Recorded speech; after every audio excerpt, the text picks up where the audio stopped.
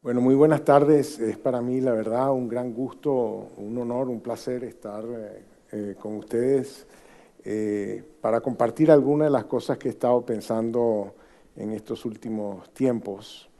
Em, eh, Debo decir que quiero agradecer a la Fundación del Pino, Rafael del Pino, por esta invitación y me parece genial esa frase que está, ese párrafo que está en la pared, de tratar de contribuir al conocimiento heredado de otros y añadirle algún valor agregado a las ideas que ayudan a crear sociedad, a crear prosperidad.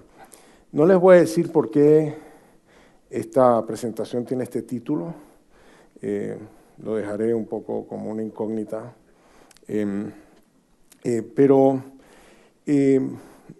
también les quiero decir que si bien paso mucho tiempo pensando en Venezuela, en esta charla no voy a estar hablando de Venezuela, pero de pronto surge a raíz de las cosas que diga en el espacio de preguntas y respuestas.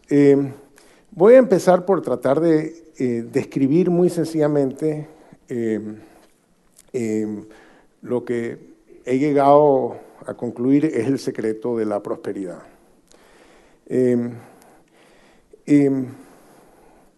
tema de qué hace que los países sean ricos o pobres es una pregunta que arrancó por lo menos desde Adam Smith,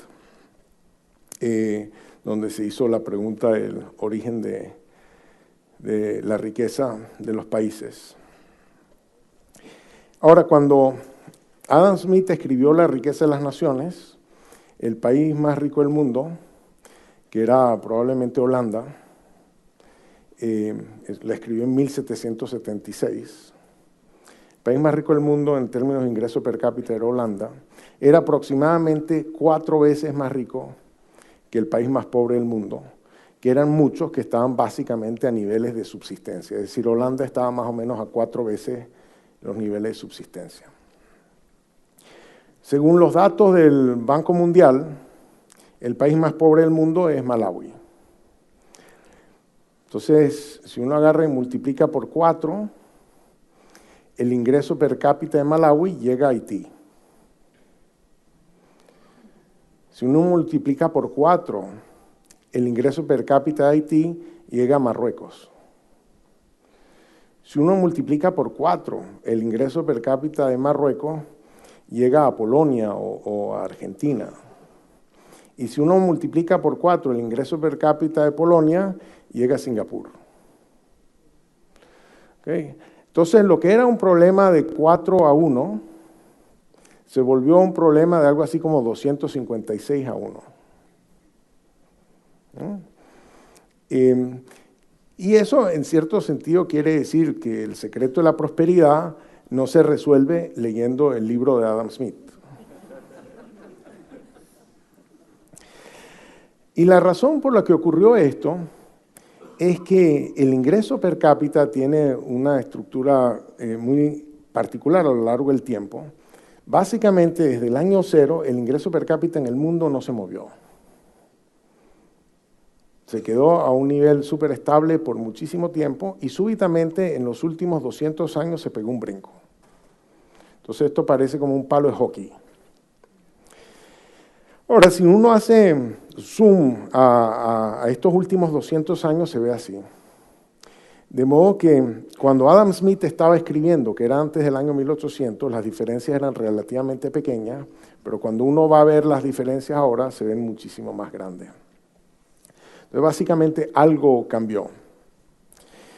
Y entonces, eso que hace que los países sean ricos y pobres se ha discutido hasta la saciedad, y el libro más popular del momento que explica esto es este libro de mi colega Jim Robinson y Daron Acemoglu, que dicen básicamente que la diferencia entre los países ricos y pobres es la calidad de sus instituciones. Y este libro arranca con una comparación entre los dos Nogales, Nogales, Arizona y Nogales, Sonora. Y entonces, Nogales, Arizona, se imaginarán, es rico, Nogales, Sonora, es pobre, son nogales los dos. ¿Cuál puede ser la diferencia? Obviamente, las instituciones. Ahora, si uno se mira dentro de México, se encuentra que, por ejemplo, en el estado de Guerrero, la productividad por trabajador es más o menos similar a la de Honduras. Si uno multiplica por 2 la productividad del estado de Guerrero, llega al estado de Sinaloa, que tiene una productividad más o menos como la de Jamaica. Si uno multiplica por 2 la productividad de Sinaloa, llega a Guanajuato, que tiene una productividad como la de Malasia. Y si uno multiplica por 2 la productividad de Guanajuato, llega a Nuevo León, que tiene una productividad ligeramente superior a la de Corea. De hecho, estas diferencias son mucho más grandes que las diferencias entre Nogales, Arizona y Nogales, Sonora. Entonces resulta que estas diferencias de productividad ocurren en un mismo marco legal federal, con un mismo sistema judicial federal, con un mismo sistema de representación política, con un mismo tipo de cambio, una misma tasa de interés, un mismo contexto macroeconómico, con una misma arquitectura financiera.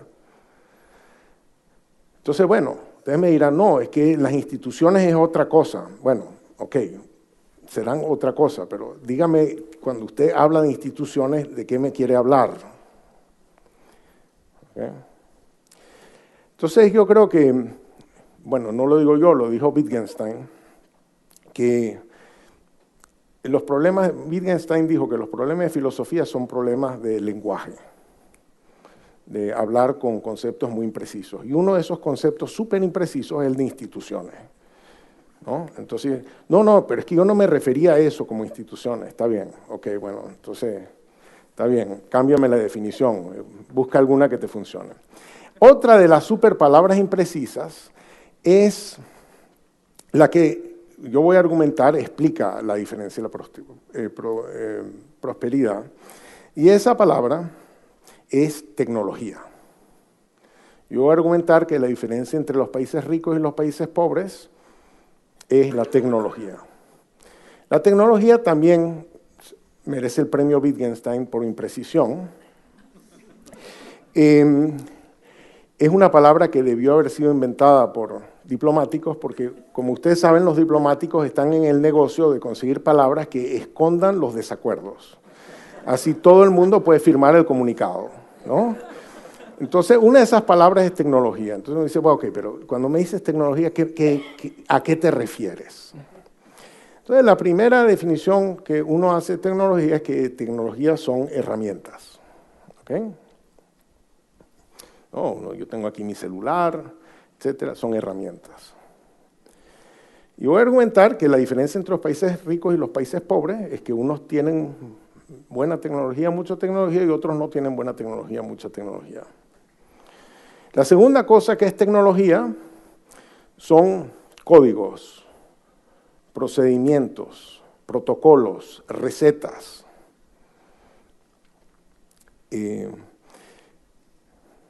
Entonces, si aquí nos quedamos, que la tecnología es una mezcla de herramientas, protocolos y recetas, ¿no? En cierto sentido, conocimiento incorporado a las herramientas y conocimiento codificado, pues entonces vamos a crear una ONG que va a acabar con la pobreza del mundo. Porque las herramientas las podemos poner en un container y mandarlas a Malawi. Y los códigos los podemos poner en Internet y entonces lo hacemos accesible a cualquier persona con un teléfono inteligente. Y se acabó el problema. Entonces, yo le dije que tecnología son realmente 3 cosas y le dije 2. La tercera cosa que es tecnología, uno la puede saber haciéndose la pregunta de qué hace uno cuando le duele una muela. Y la respuesta obvia es que uno le dice a su pareja que baje un artículo del Internet. No exactamente, ¿verdad? Uno va a un dentista y el dentista usa herramientas. El dentista sigue protocolos, pero el dentista mezcla las herramientas y los protocolos con una cosa que vamos a llamar saber hacer, know-how. Y ese know-how está en el cerebro de este dentista y en ningún otro sitio. O sea, ese dentista le mira la boca a uno y él ve cosas que nosotros no vemos. Y él sabe mover sus manos de forma que nosotros no sabemos mover nuestras manos. Entonces, para implementar tecnología hace falta herramientas, protocolos y know-how. Las herramientas y los protocolos se mueven con facilidad. El know-how se mueve con dificultad, porque el know-how es distinto del conocimiento. Uno puede decir que Rafa Nadal sabe contestar un servicio de tenis. Creo que lo hemos visto, ¿no? Creemos que sí puede, ¿verdad? Pero cuando decimos sabe, ¿qué quiere decir eso? Que él sabe, entonces él lo entiende, entonces a uno se lo puede explicar. Bueno, pero si él nos lo explica a nosotros, yo le garantizo que su juego de tenis no mejora. Entonces no es una cosa que se transmite de cerebro a cerebro con tanta facilidad. Y el problema es que la tecnología moderna no requiere de una persona que tenga un know-how particular, sino requiere de equipos que tienen distinto know-how que colaboran en la producción. Entonces, para mover la tecnología hace falta poner en otro lugar del tiempo y el espacio equipos con el know-how requerido para que esa tecnología se pueda implementar. Y eso es lo que hace difícil mover la tecnología. Ahora, a los economistas nos gusta decir que si vamos a definir un concepto, bueno, entonces vamos a medirlo y quiero saber cuánto es mucho, cuánto es poco, cuánto creció, cuánto no creció, medir, etcétera, para poder hacer ciencia. Sin medición no hay ciencia. Pero entonces yo voy a querer, porque voy a decir básicamente que los países ricos tienen mucho know-how y los países pobres tienen poco know-how. Entonces la pregunta es cómo voy a medir el know-how. Y para darles una intuición de cómo voy a medir el know-how, les voy a hacer otra pregunta que no es la del dentista. ¿Quién tiene más know-how? Este esquimal, inuit del norte de Canadá, que lo vemos aquí en la industria de alimentos, y lo vemos aquí en la industria de la construcción, y lo vemos aquí en la industria del transporte, y el hombre moderno. Entonces, ¿quién tiene más know-how? Y uno dice, bueno, mira, fíjate, el hombre moderno usa lentes, usa audífonos, usa camisa, usa reloj, usa pantallas, usa computadoras. No sabe hacer nada de eso.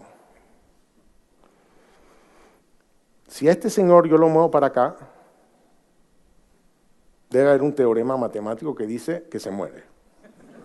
No sabemos si se muere de hambre o se muere de frío, pero se muere. Entonces no hay ningún sentido práctico en que uno pueda decir que este señor de acá tiene más know-how que este señor de acá.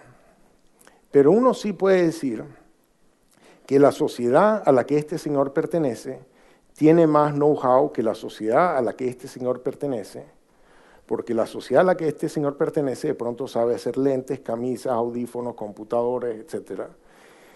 Y la sociedad a la que este señor pertenece sabe cazar, pescar, hacer iglús, trineos de perros y para de contar. Y en la sociedad a la que este señor pertenece, todos saben hacer todo. Hay alguna división del know-how entre hombres y mujeres, pero todos saben hacer, básicamente, poca gente sabe todo. En estas sociedades, cada quien sabe una ínfima fracción del know-how que existe en la sociedad. Entonces, las sociedades saben mucho, no porque los individuos saben mucho, sino porque los individuos saben distinto. Se lo voy a repetir. Las sociedades saben mucho no porque los individuos saben mucho, sino porque los individuos saben distinto. El hecho de que cada quien sepa de algo distinto hace que el conjunto sepa más. ¿Okay? Entonces, una de las cosas que podemos hacer es mirar y hacernos la pregunta, ¿cuánta gente tienes tú que juntar para producir y sobrevivir? Por ejemplo, esto es una familia ecuatoriana que vive de agricultura del autoconsumo. Esta familia sabe hacer todos estos productos que están aquí. El conocimiento necesario para hacer estos productos reside en esta familia. La estructura productiva, por ejemplo, del siglo XIX, tenía familias donde cada quien hacía algo distinto en su negocio. Uno era carnicero, trabajaba en la carnicería. Uno era panadero, trabajaba en la panadería. Uno era candelero, trabajaba haciendo velas. Cada familia sabía hacer una cosa, digamos. Hoy en día, ninguna familia sabe hacer ninguno de estos productos. Y hay algunos productos que no lo sabe hacer ni un país. Que el know-how necesario para juntar uno de estos productos requiere una red humana tan diversa que no cabe en un país.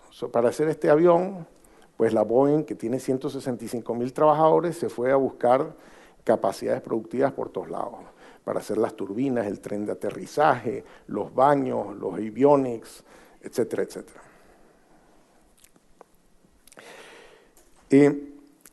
Y las organizaciones movilizan una enorme diversidad de conocimientos, de know-how, para funcionar. O sea, para tú tener una línea aérea, necesitas no solamente tener el piloto, los mecánicos, las aeromosas, los que hacen las reservaciones, los que se ocupan de la seguridad, o sea, el control aéreo, etcétera, etcétera. Esa tecnología requiere de toda esa red de cooperación para poder ser implementada.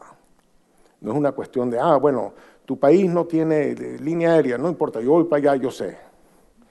No son cosas que hacen individuos, son cosas que hacen redes humanas. Entonces, una forma de conceptualizar esto es pensar que la producción es como un juego de Scrabble. Y me perdonan que no haya traducido estas láminas que vienen, pero creo que el inglés que voy a usar es bastante elemental.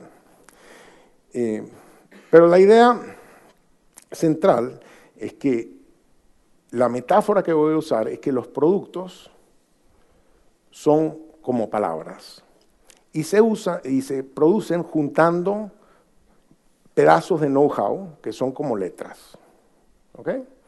Entonces, los países, yo voy a argumentar, se diferencian en las cantidades de letras que tienen. Y entonces eso me va a dar un chance de ver, bueno, jugando el juego de Scrabble, si yo puedo ver las palabras, de pronto puedo inferir las letras. Porque si uno tiene una sola letra, pues no hay muchas palabras que uno pueda hacer con esa letra, ¿no? Pero si yo le doy estas 3 letras, uno puede hacer 4 palabras y puede hacer palabras de 3 letras. Si yo le doy una 4ª letra, ahora yo puedo hacer 9 palabras y puedo hacer palabras de 4 letras. Y si yo puedo hacer, si a mí me dan estas 10 letras, chequeé en el website de Scrabble que dice que puedo hacer 595 palabras y palabras más largas. Entonces, lo que ocurre a medida que aumenta el número de letras, que aumenta la diversidad del know-how en un sistema, lo que va a estar ocurriendo es que aumenta la diversidad de productos que se va a estar generando y entre ellos productos más difíciles de hacer, más complejos de hacer, productos que llevan más palabras. ¿Ok? Esa es la intuición central. Ahora, si yo llevo esto a los datos del mundo, pues voy a agarrar y medir cuántos productos haces tú y qué tan difícil es hacer los productos que tú haces. Y una forma de medir qué tan difícil es hacer los productos que tú haces es mirar cuántos otros países hacen los productos que tú haces, qué tan ubicuos son esos productos. Y la idea es que mientras más letras tienes, más palabras puedes hacer y puedes hacer palabras más largas, palabras más difíciles de hacer, palabras que solamente las puedes hacer si tienes todas esas letras. Bueno, entonces miramos los datos del mundo y aquí tienen el eje horizontal. Yo mido usando datos de exportación cuántos productos distintos venden los países y en el eje vertical cuántos otros países hacen los productos que tú haces. Y tienes abajo a la derecha los países ricos que hacen muchas cosas y cosas que pocos otros hacen, y arriba a la izquierda encuentras pocos países y países que hacen cosas que todo el mundo hace. ¿Okay? Esto es lo que uno esperaría ver internacionalmente si la diferencia entre países tiene que ver con las letras, con la diversidad de capacidades productivas. Esto mismo lo vemos si veo dentro de un país municipalidades en Chile. Entonces, abajo a la derecha tienen las municipalidades alrededor de Santiago y arriba a la izquierda tienen el desierto de Atacama o tienen la ciudad de los pingüinos. Lo mismo vemos en Turquía. Enormes diferencias de diversidad, por ejemplo, entre Estambul y la próxima ciudad o la tercera ciudad. O sea, hay mucha diferencia en la diversidad productiva. De acuerdo a, y lo mismo vemos en Estados Unidos, lo mismo vemos en los estados mexicanos, lo mismo vemos en departamentos de Colombia, lo mismo vemos en distritos de Sri Lanka. En cada país que hemos tenido la ocasión de estudiar, vemos esto con una enorme regularidad. Las zonas ricas hacen muchas cosas y cosas difíciles de hacer, que se hacen en pocas cosas, que tienen la capacidad para implementar cosas más complejas. ¿Okay? Esto lo hemos usado, y no me voy a meter a la técnica de cómo lo hacemos, para medir, para desarrollar una medida de cuántas letras tienen los países. Y esa medida de cuántas letras tienen los países es lo que llamamos el índice de complejidad económica. ¿Okay? Y aquí está medido, digamos, el índice de complejidad económica para el mundo, y la única información que usamos para crear este índice es cuántos productos haces tú y quién más hace los productos que tú haces. Pero no le preguntamos qué sistema judicial tienes, qué tan rico eres, no preguntamos más nada. ¿Cuántos productos y quién más, cuántos otros hacen los productos que tú haces? That's it. Entonces, bueno, esto es un índice, hay miles de índices. Por ahí la pregunta es si este índice predice algo o está relacionado con algo. Y aquí está la relación entre este índice y el ingreso per cápita. Y este gráfico dice básicamente que los países que tienen pocas letras tienden a ser pobres y los países que tienen muchas letras tienden a ser ricos. O sea, que la riqueza, la prosperidad tiene que ver con las letras. Y ustedes me dirán, bueno, pero está bien, profesor, pero este gráfico no es que todos los países están alineaditos ahí sobre la línea. O sea, de pronto usted puede mejorar su teoría un poco. A lo que yo respondería, bueno, de pronto es el mundo el que debería mejorar. La teoría está bien, el mundo está mal. Y en cierto sentido hemos mostrado que esto es verdad. En el sentido de que aquí uno diría, India, ¿qué haces tú ahí abajo? Tú deberías estar mucho más arriba. Dadas las letras que tú tienes, deberías ser más rico. Bueno, y adivina, pues que India es la economía grande que más crece en el mundo. Y nosotros diríamos que es la economía grande que más crece en el mundo porque ya tiene las letras necesarias para ser más rico de lo que es. Después podemos ver aquí, oh, Grecia, ¿qué haces tú ahí arriba? ¿Cómo es que te volviste tan rico sabiendo tan poco? Tú no perteneces ahí. Bueno, esto lo medimos en el año 2008, con datos del año 2008, así que bueno, que Grecia parece que nos hizo caso. Entonces, entonces lo que hemos mostrado es que los países que están debajo de la línea de regresión tienden a crecer más rápido en el futuro, y los que están arriba de la línea de regresión tienden a crecer más lento. Desafortunadamente, para el año 2008, España estaba arriba de la línea de regresión, y nosotros hubiésemos predicho que iba a crecer más lento, porque estaba a un nivel de ingreso que no se compaginaba con las letras que tenía. ¿Okay? Que ese nivel de ingreso estaba probablemente un poco inflado, ¿no? Por el nivel de ingreso de capitales, endeudamiento, etcétera, etcétera. Entonces, bueno, aquí estamos ya, una idea, O sea, el secreto del desarrollo es acumular letras. El problema es que para acumular letras hay que resolver este problema histórico. ¿Okay? Este problema histórico del huevo y la gallina. Aunque la gente avisada me ha informado que este es un gallo, no una gallina.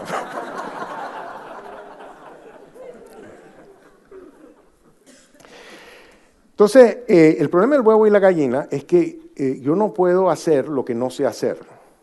Y yo no sé hacer lo que no hago. ¿Okay?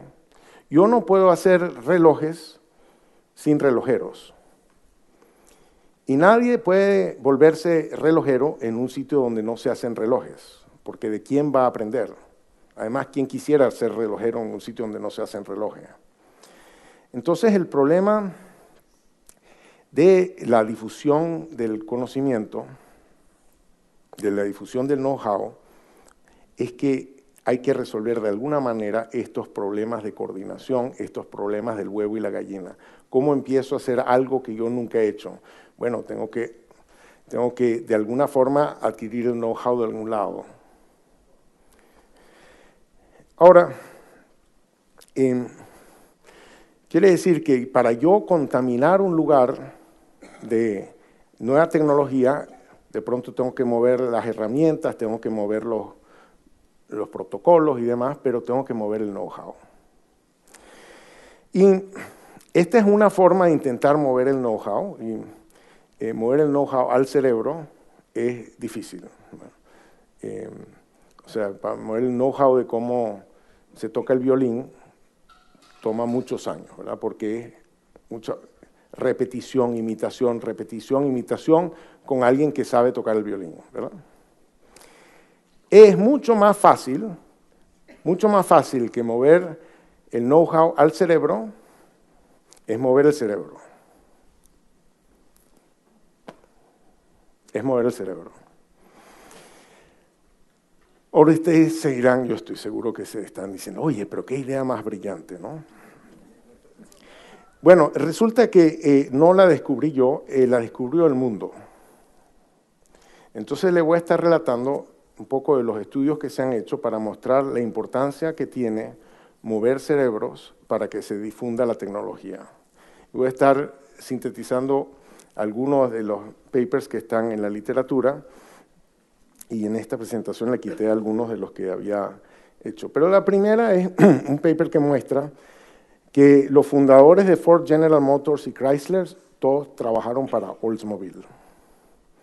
Aprendieron a hacer vehículos en Oldsmobile, entendieron un poco el tumbado de cómo se hace vehículos, distintos aspectos del negocio, se fueron y montaron tienda aparte. El know-how lo adquirieron en una empresa y se mudaron a otra empresa. Los que han hecho la secuencia de las empresas en Silicon Valley, se encontraron que había un tipo que se llamaba Shockley, que fue el que inventó, que descubrió el efecto del transistor, se ganó el premio Nobel por eso, agarró a unos muchachos, los contrató, esos muchachos consideraron que Shockley era un insoportable, se escaparon de Shockley, se escondieron en una empresa que se llamaba Fairchild. En Fairchild hicieron el primer gran contrato para hacer el primer transistor de silicona. Y de ahí, estos tipos, o tipos que trabajaron en sus empresas, fundaron todo el resto de las empresas de Silicon Valley que están en esta lista. O sea, el know-how se movió de empresa a empresa en el cerebro de la gente. Si yo trabajo en una empresa donde saben hacer algo, pues yo tengo el tiempo suficiente para ir, no que me contaron, sino para imitación, repetición, el cerebro adquiere, digamos, el aprendizaje, como en la Edad Media, pues, de estas cosas. Lo mismo hemos visto, por ejemplo, en Bangladesh. Hemos hecho muchos estudios de cómo los países empiezan a exportar. Entonces, este es un estudio que hizo Steven Klepper, que desafortunadamente falleció hace un par de años, donde se hizo la pregunta, bueno, ¿de dónde salió las exportaciones de textiles, de ropa de Bangladesh? Y resulta que en la década del 70 Samsung se fue para allá a tratar de vender cosas. Y Bangladesh dijo, oye, qué cosas más magníficas, a mí me encantaría comprártelas, pero no tengo plata. Entonces, si tú quieres que yo te compre algo, me tienes tú que comprar algo.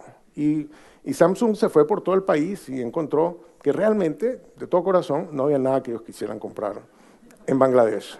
Entonces, bueno, lástima, sorry, ¿qué quieres que te diga? Entonces dijo Samsung, ok, bueno, entonces déjame ver si yo produzco en Bangladesh algo, que yo me lo compre, y con esa plata tú me compras. O sea, yo te pago por, ¿no? O sea, yo exporto y con ese ingreso de divisa tú importas. ¿Okay? Entonces agarraron 126 trabajadores de Bangladesh y los mandaron por 6 meses de entrenamiento a Corea en el año 78. Para el año 88, 56 de esos trabajadores se habían ido de la empresa a montar su propia empresa. Entonces, en la década del 70, todas las exportaciones de Bangladesh eran de yute y de alguna otra cosita. Después se volvió todo textil. Pero se infectó el sistema con esta inyección. Y cuando Klepper hizo este estudio, por ahí por el año 2012, 2013, se encontró que esas empresas generadas por estos 56 trabajadores tenían una productividad que era aproximadamente 3 veces la media del sector. O sea, esta industria se infectó por esta vía. Bueno, otro ejemplo que se ha estudiado en la literatura es esta supresión, o sea, esta es la revocación del edicto de Nantes, 1685, donde Francia decidió expulsar a los hugonotes. ¿Okay? Entonces, bueno, estos hugonotes se fueron por ahí, pero afortunadamente, y se fueron por todos lados, a Estados Unidos, a Inglaterra, Irlanda, Alemania, se fueron hasta África del Sur. Y ahora hay papers que han demostrado, digamos, el impacto que tuvieron estos hugonotes. Pero uno de los estudios que se hizo es un estudio basado en el hecho de que al mismo tiempo que había Henry IV firmado el edicto, la revocación del edicto de Nantes, pues el elector de Brandenburgo pasó un edicto aceptando a los hugonotes. Entonces, estos hugonotes se establecieron en distintas partes de Prusia. Entonces, hay unos papers que muestran lo que pasó en el siglo posterior a la llegada de los hugonotes. Y pues resulta que a esas regiones llegó la industria textil, tanto de la lana como de la seda y los desarrollos posteriores. Y en Sudáfrica, pues, esta es una foto de un lugar que se llama Franschhoek. Franschhoek en holandés quiere decir esquina francesa. Pues ahí fueron los hugonotes. ¿Y qué fueron a hacer ahí?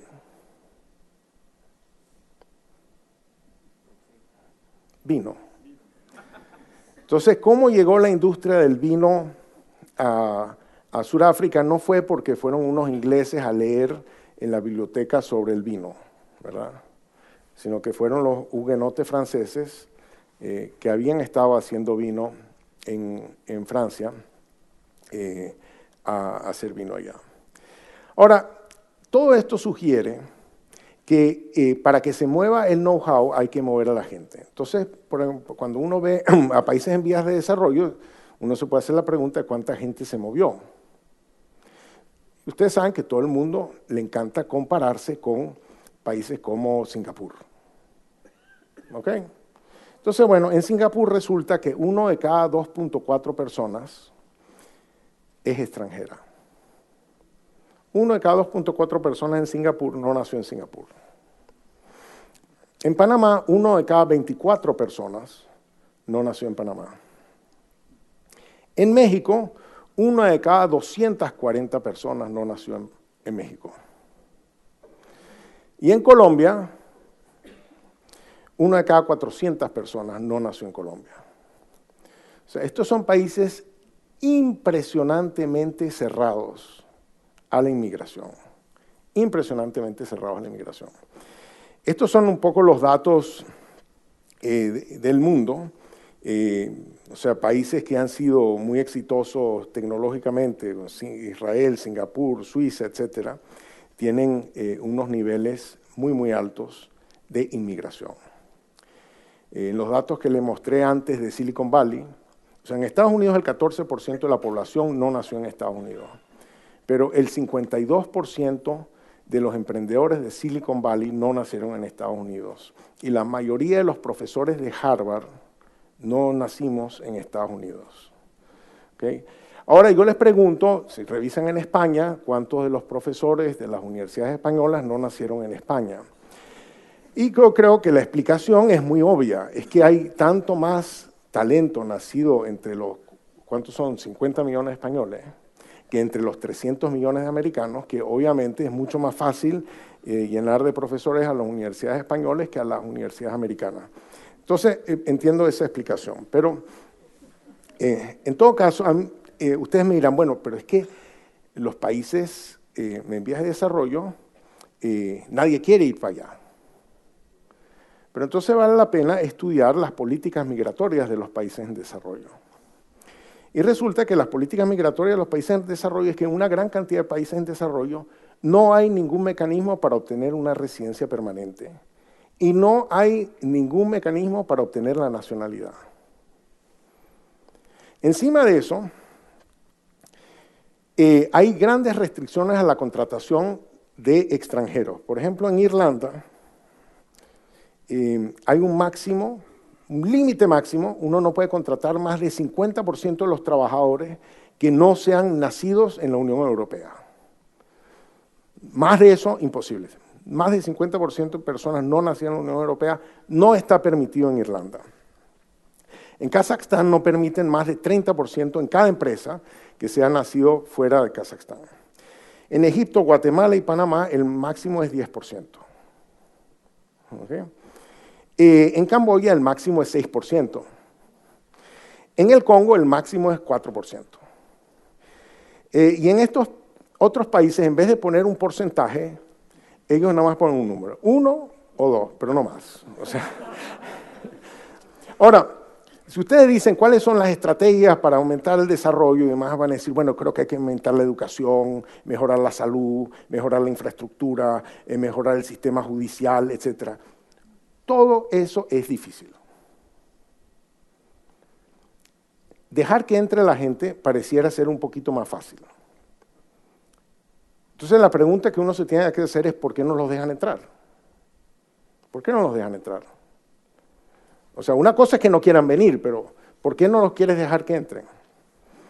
Y la razón por la que no los dejan entrar es porque violarían el sentido del ser nosotros.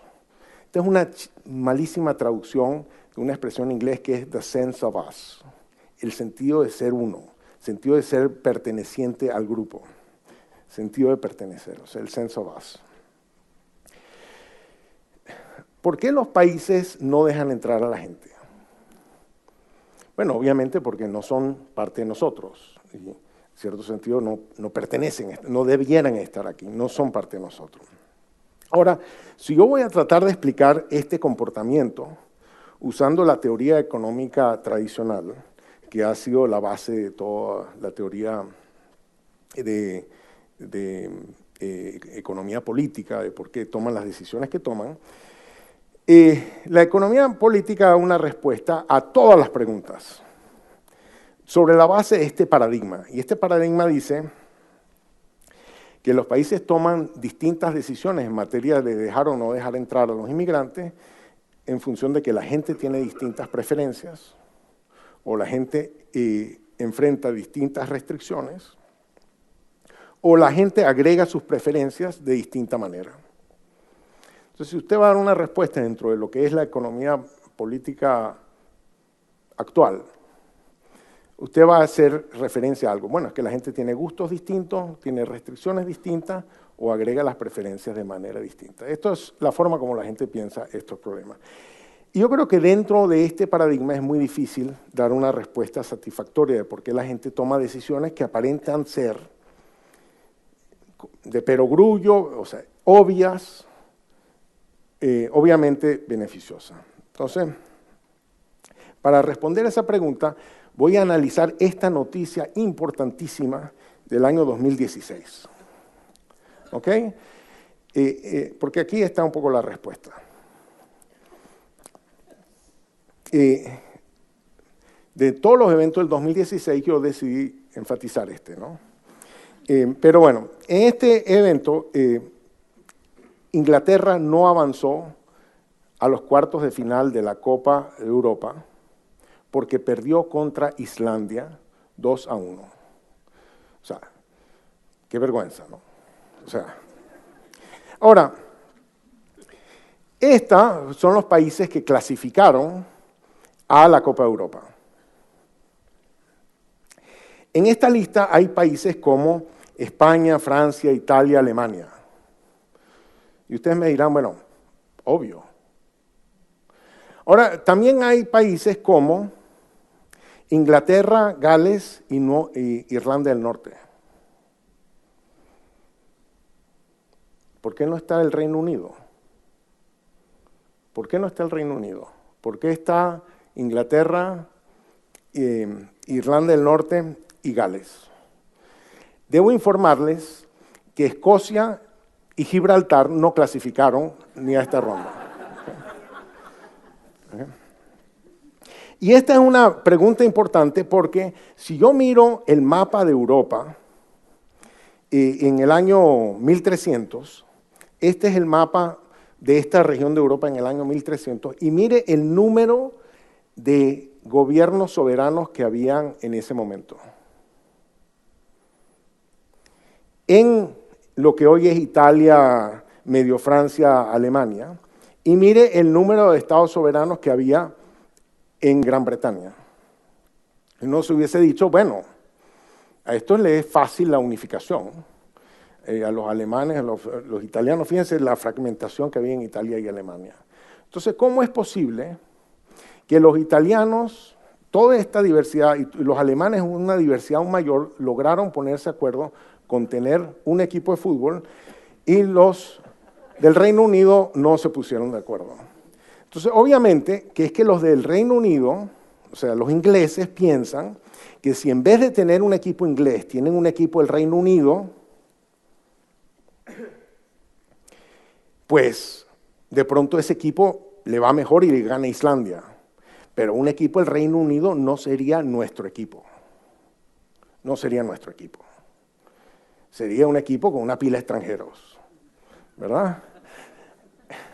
Entonces, yo prefiero tener un equipo que sea el mío que un equipo que sea bueno. ¿Okay? Entonces se entiende el Brexit, ¿no? O sea, el Brexit, o sea, si los tipos ni siquiera se pusieron a poner de acuerdo para un equipo de fútbol, o sea. Pero esta intuición está detrás de la intuición de construir este muro, o está detrás de la intuición de prohibir la entrada en Estados Unidos, etc. Hay algo de, o sea, somos nosotros. Perdemos el partido, pero por lo menos lo perdemos los que somos nosotros. Entonces, para interpretar estos comportamientos, yo creo que hay que ir un poquito más allá de Homo economicus, y entonces le voy a dar un poco la síntesis, esto de lo que es mi síntesis de lo que los psicólogos han estado desarrollando en épocas recientes. Entonces, en Homo economicus parte por la idea que tenemos preferencias y gustos, enfrentamos restricciones, usamos el cerebro para decidir qué es lo que más nos gusta, dadas las restricciones que tenemos. Colaboramos con otros porque calculamos que es mejor colaborar que no colaborar. Cálculo que hacemos con nuestro cerebro. Esa es la base de la teoría económica. O sea, la base de la teoría económica se las acabo de decir. Todo lo demás son comentarios. Esta es la base de la teoría económica, es que ese es el comportamiento humano. ¿Okay? El teorema y la razón, como bien dijo Platón, es la emperadora de las pasiones, ¿no? Y el hombre, homo económico, es un hombre racional que impone la razón sobre las pasiones. En el paradigma alternativo, y esto voy a estar citando trabajos recientes de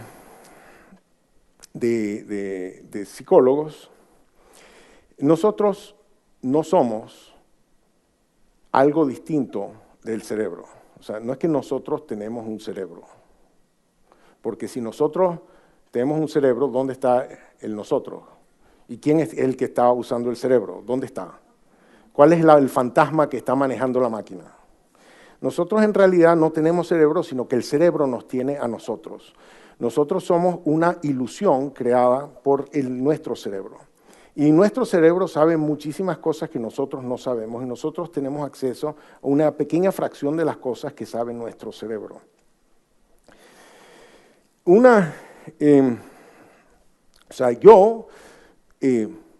no sé regular los ritmos del latido del corazón.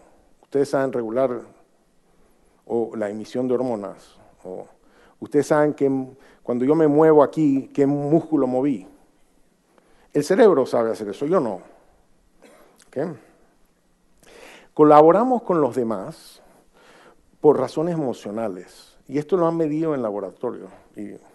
Y la razón no es el emperador de las pasiones, sino que es como su agente de prensa. O sea, uno toma las decisiones por razones que involucran la parte emocional del cerebro y después la razón viene a buscar excusas. ¿Okay? Y esto también se ha mostrado en laboratorio. El yo es una función súper elaborada del cerebro. El cerebro genera la mente es capaz de tomar nota, o sea, de recibir información del entorno. Entonces la mente sabe lo que está alrededor del cuerpo, puede mirar, oler, etc. Y la mente tiene esta capacidad de introspección, de mirarse a sí misma. Es como un espejo que mira a sí mismo, ¿no? O sea, entonces genera yo estoy pensando, que yo estoy pensando, que yo estoy pensando, que yo estoy pensando, etc., ¿no? Entonces, de hecho, estos libros recientes hablan un poco de cómo el cerebro crea esta ilusión de ser yo, ¿no? Y cuáles son los componentes. Y una parte del yo es que el yo es un yo autobiográfico. O sea, yo, por ejemplo, tengo esta intuición de que yo estaba aquí hace como 20 minutos y estaba aquí como el día de ayer y estuve aquí como hace un año, estoy en este mundo hace 10 años y que de pronto mi percepción de quién soy yo y quién soy yo realmente ha evolucionado en el tiempo, pero tengo la sensación de que fui yo mismo, ¿no? Esa es una ilusión creada por el cerebro.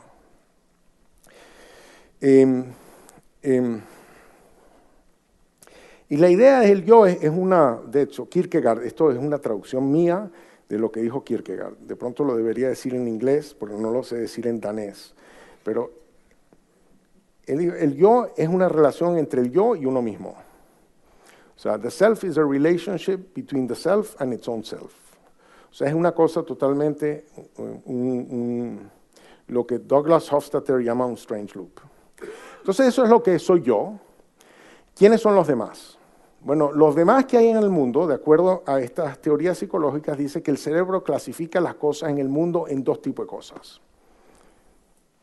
En cosas que se mueven de acuerdo a las leyes de la física. Leyes de la física que nuestro cerebro entiende y el cerebro del perro entiende. O sea, el frisbee se mueve y el cerebro del perro es capaz de adivinar el movimiento del frisbee y agarrarlo, y demostración científica. Las personas no se mueven por las leyes de la física, o los seres vivos no se mueven con las leyes de la física. Los seres vivos se mueven por intenciones. Y de hecho, nuestro cerebro tiene mucha capacidad para leer las intenciones de los demás. Una cosa que llaman la teoría de la mente. Y hay toda una estructura del cerebro, pues yo te miro la cara, miro tus gestos, miro lo que me dices, el tono en que me lo dices, etcétera, etcétera. Y yo lo que está haciendo mi cerebro es tratar de deducir cuáles son tus intenciones. Tú me vienes a hacer daño, me vienes a ayudar. O sea, nosotros sobrevivimos todo este tiempo porque desarrollamos una gran capacidad para leer a los demás.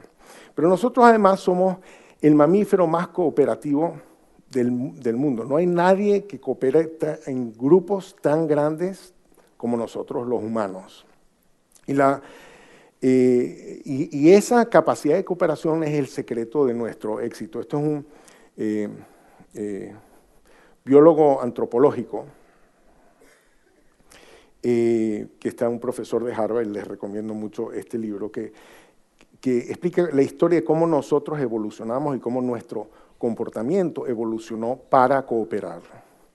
Y la forma como nosotros cooperamos, o sea, no es que, no sé si ustedes se han dado cuenta que la razón por la que los seres humanos tienen hijos no es porque nos explicaron la conveniencia de procrear, ¿verdad? La evolución se ocupó de que nosotros tengamos hijos porque estamos programados a tener deseo sexual. ¿Okay? Y la razón por la que nosotros cooperamos no es porque hemos calculado que nos conviene cooperar, sino porque la evolución desarrolló sentimientos morales. Y son los sentimientos morales lo que sostienen la cooperación. ¿Okay? Nosotros, para cooperar, hay que resolver lo que llaman los economistas el problema del free rider, que no sé cómo se traduce al castellano. Pero básicamente, gorrón, el gorrón. El problema del gorrón es que todo el mundo está mejor si cooperamos, pero yo estoy mejor si ustedes cooperan y yo no. O sea, todos estamos mejor si todos pagamos los impuestos, pero es mejor que ustedes paguen los impuestos y yo me quedo con mi plata. Entonces, la pregunta es cómo se resuelve el problema del gorrón. Y la idea es que nosotros desarrollamos el problema del gorrón, resolvemos el problema del gorrón porque tenemos un sentido de responsabilidad. Y cuando incumplimos nuestra responsabilidad, sentimos culpa. Cuando los demás se enteran de que incumplimos con nuestra responsabilidad, nos genera vergüenza. Cuando nosotros nos enteramos que los demás no pagaron sus impuestos, eso genera indignación. Cuando nosotros chismeamos de las personas que no pagaron, que no cumplieron del gorrón, pues derivamos placer. Y esto lo han medido, o sea que el chisme genera placer. Es una forma que desarrolló la evolución para castigar a los demás. Y cuando nosotros somos el sujeto de chismes, nos genera dolor y se prenden las partes del cerebro asociadas al dolor, como los psicólogos lo llaman dolor social. Entonces nosotros cooperamos con los demás, no porque Homo Economicus está haciendo cálculos y demás, sino porque tenemos todo un cóctel de sentimientos que nos llevan a cooperar. Y ese cóctel de sentimientos puede en distintas sociedades generar, o sea, ser, digamos, gatillados por distintos eventos. Pero los neurotransmisores que nos hacen sentir vergüenza, culpa, rabia, etcétera, esos están en nuestros genes. La capacidad de tener esos sentimientos están en nuestros genes y evolucionamos esos genes para poder tener esos sentimientos. Entonces, estos son algunos de los libros donde desarrollan estas ideas de qué es lo que nos hizo seres tan cooperativos. Además, somos unos seres profundamente sociales at the core. En el sentido siguiente, si yo le pregunto a ustedes, ¿cuál es tu identidad? Somos demasiados aquí para que le haga el ejercicio, pero me van a decir, bueno, yo me siento, no sé, yo me siento profundamente español. O me dicen, no, yo me siento, la verdad, profundamente catalán, yo me siento economista, o yo me siento que soy padre de familia, yo me siento que soy X, ¿no? Quiere decir, yo me defino en términos no de quién yo soy, sino en términos de qué pertenencias tengo yo. Yo me defino en términos de los nosotros a los que yo pertenezco. O sea que a la base del yo están mis pertenencias. ¿Okay? O sea, lo que es el yo es un set de pertenencias. ¿Okay? Y tengo distintos sets de pertenencia. Yo pertenezco de pronto a mi familia, yo pertenezco de pronto al Centro de Desarrollo Internacional, yo pertenezco a la Escuela Kennedy, yo pertenezco a la Universidad de Harvard, yo pertenezco a distintos nosotros, a distintas escalas. Y a cada escala de decisión, yo tengo la idea, o sea, generamos en nuestra cabeza implícitamente una idea de quiénes somos nosotros. ¿Qué significa ser nosotros? Nosotros los Hausmann no hacemos eso. Eso, o sea, no, nosotros en el CID eso no lo hacemos, ¿verdad? O nosotros en Harvard no, eso no lo hacemos, ¿entiendes? O sea, nosotros, yo me genero la idea de hay un nosotros detrás de cada instancia de decisión. Ahora, en nuestra historia, nosotros hemos cooperado a escalas radicalmente distintas. Cuando nosotros éramos pequeños asentamientos agrícolas, cooperamos con un radio de acción muy limitado. No teníamos mucho que vender porque vivíamos del autoconsumo, no teníamos medio de transporte para mandar las cosas. Y la evidencia de eso es que caímos en la Torre de Babel. La Torre de Babel se debe a que el idioma tiene una tendencia natural a cambiar. Ustedes notarán que sus hijos hablan distinto que ustedes y los nietos hablan distinto. Bueno, y entonces uno intuye que ese proceso repetido tantas veces quiere decir que antes hablaban latín y ahora evolucionamos en español, portugués, gallego, italiano, rumano, etcétera, ¿no? Estas cosas evolucionan. Pero cambian, pero uno tiene que ser entendido por el otro. Entonces no pueden cambiar tanto si uno va a ser entendido por el otro. Pero si uno no interactúa con el otro, ¿qué importa que no lo entienda? Igual yo no le hablo. Entonces, el hecho de que nosotros hayamos interactuado en grupos muy pequeños a lo largo de mucho tiempo se ve hoy en el hecho de que a lo largo del tiempo se generaron muchos idiomas. Por ejemplo, en Alaska hay 19 idiomas. ¿Okay? En México hoy hay más de 130 idiomas. En Camerún, que tiene la mitad de la población de España, hay 230 idiomas. En Indonesia hay más de 700 idiomas. Y el censo poblacional de India reconoce más de 1.652 idiomas. O sea, él reconoce 1.652, o sea, no habrá identificado alguno, me imagino. Entonces, en nuestras sociedades nosotros interactuamos en grupos muchísimo más grandes. Y la única forma de interactuar en grupos muchísimo más grandes es compartiendo idiomas. Entonces,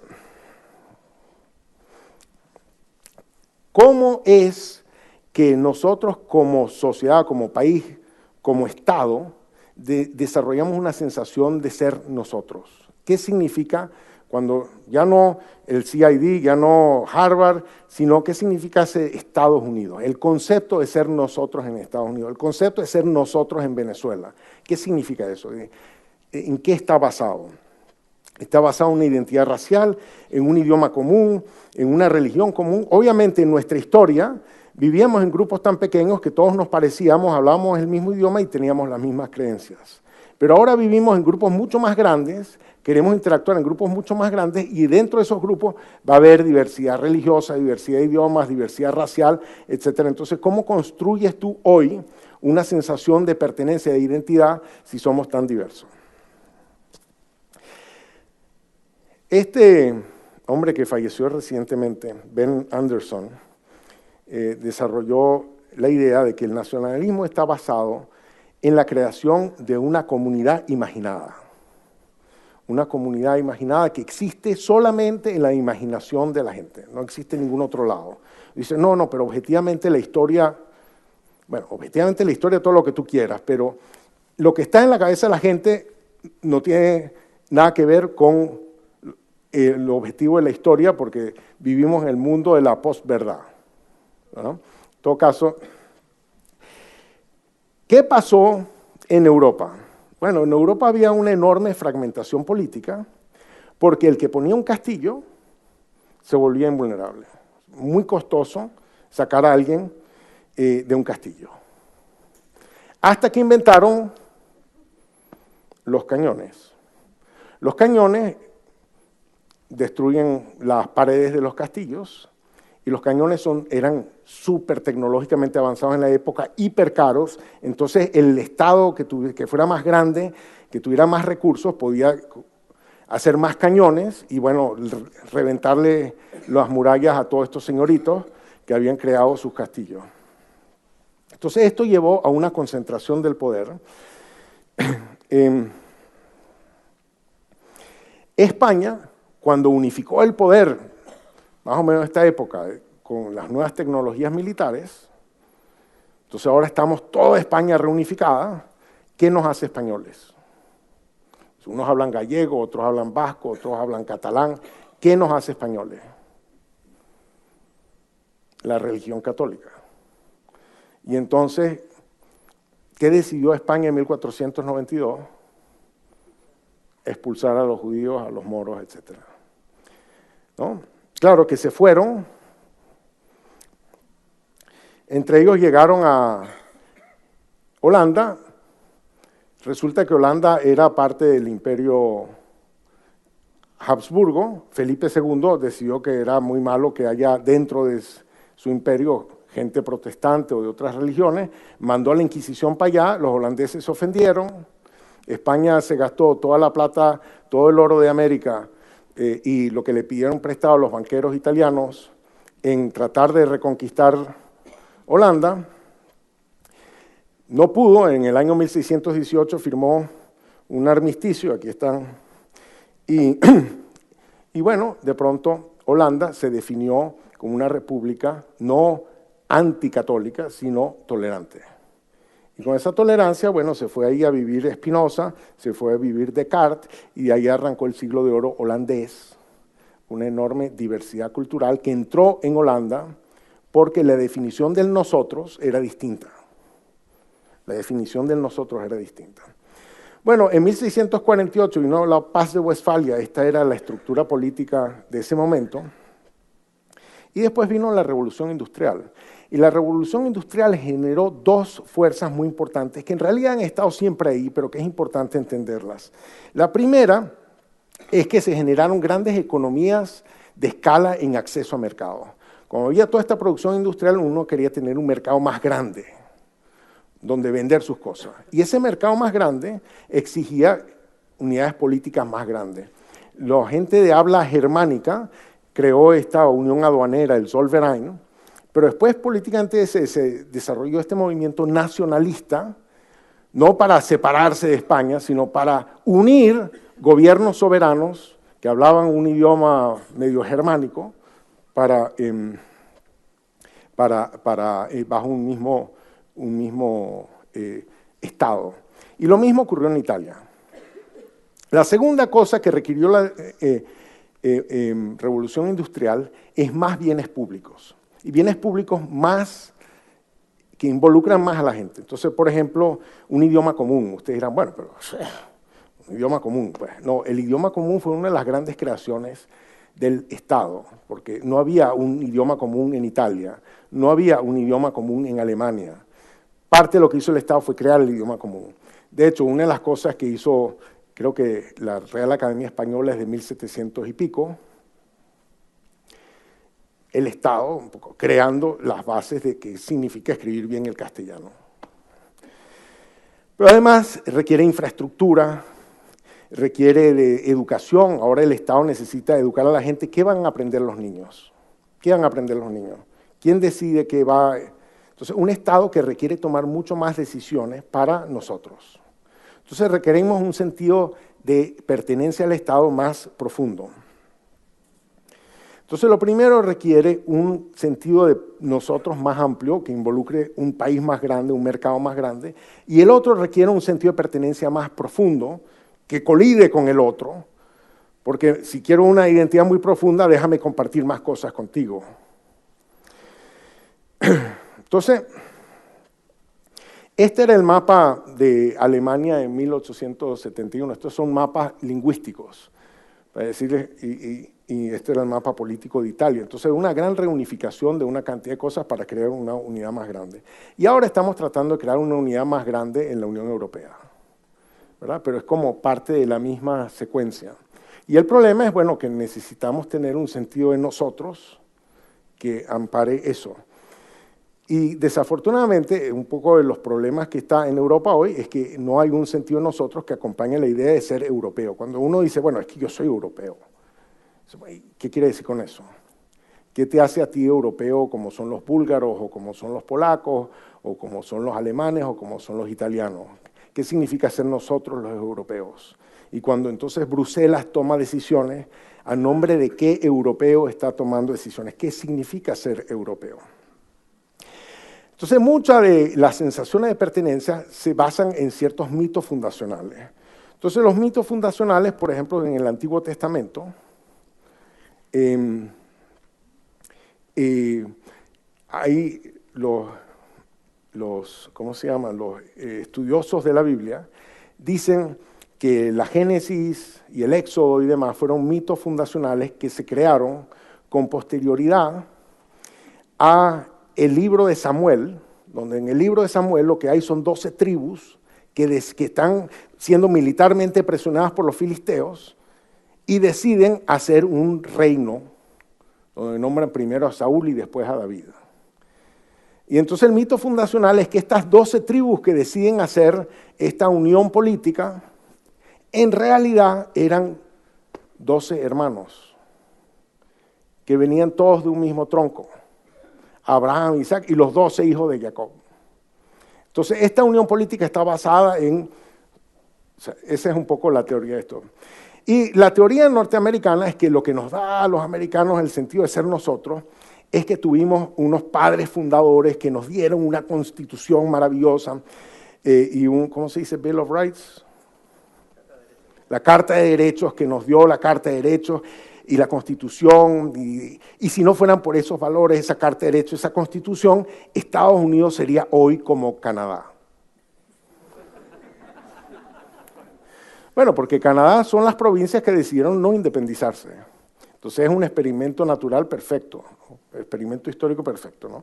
Entonces, bueno, obviamente que hay algo de mito fundacional y probablemente los padres fundadores no son la causa del éxito norteamericano, porque Estados Unidos no es mucho más rico que Canadá y no tiene un sistema de salud tan bueno. Pero esto lo que quiere decir es que hay mucho detrás del mito fundacional, porque el mito fundacional hace que ciertas cosas sean un tanto sagradas. La Constitución americana no se puede tocar y entonces hay que respetarla.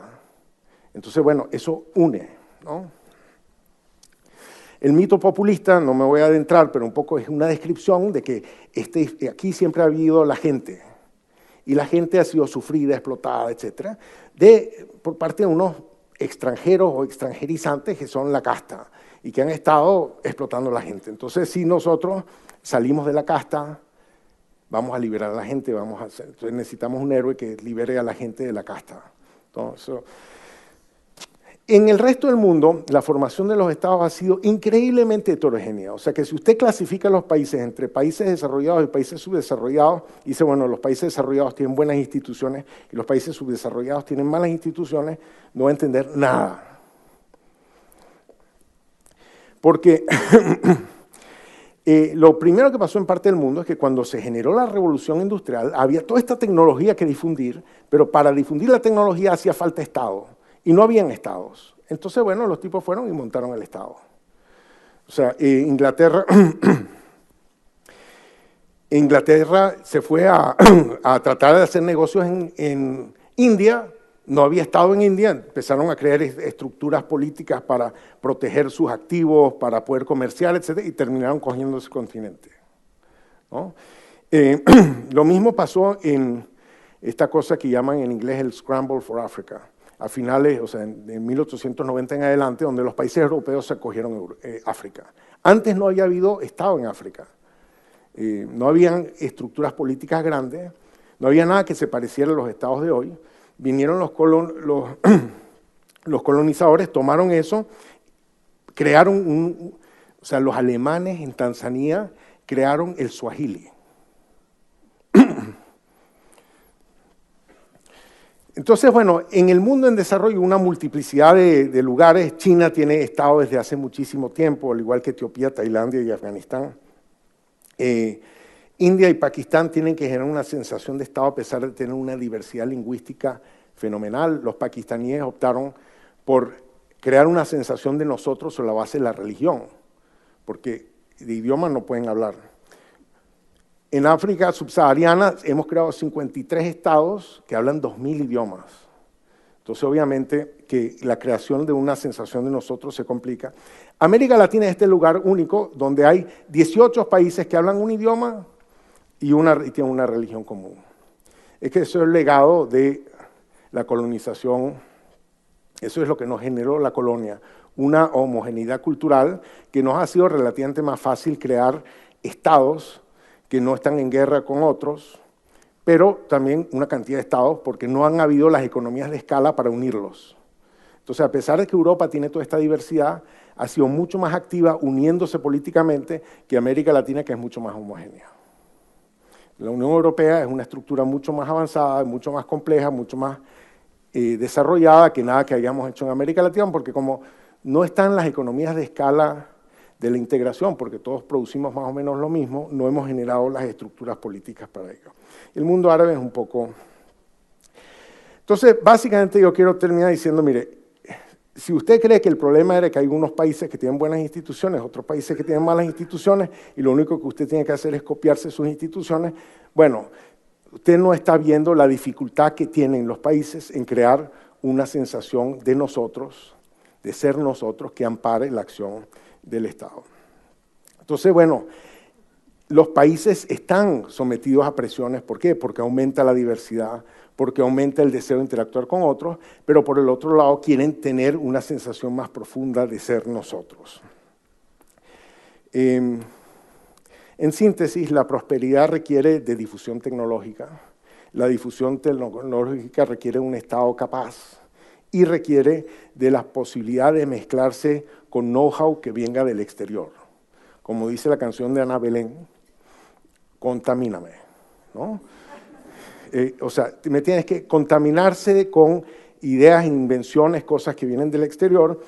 Ese estado capaz se hace más fácil cuando hay una comunidad imaginada que es a nombre de la cual está actuando el Estado, lo suficientemente profunda para crear los bienes públicos que requieren una economía más compleja, decidir quién va a pagar impuestos, quién merece ser subsidiado, qué se enseña en las escuelas, cómo va a funcionar el sistema educativo, etcétera, etcétera. Un Estado que se mete en una gran cantidad de decisiones y requiere mucha sensación de que estamos en esto juntos, y un Estado lo suficientemente abierto, grande, expansivo, para poder abrirse al mundo. En muchos estados ricos y pobres están tropezándose con este problema de crear una sensación de pertenencia, una sensación de comunidad que logre hacer que pues, el Estado se abra, la organización, el país se abra lo suficientemente al mundo para que pueda absorber las tecnologías que se están desarrollando en otras partes, mezclar, tener más letras y hacer más palabras y palabras más largas. Muchas gracias.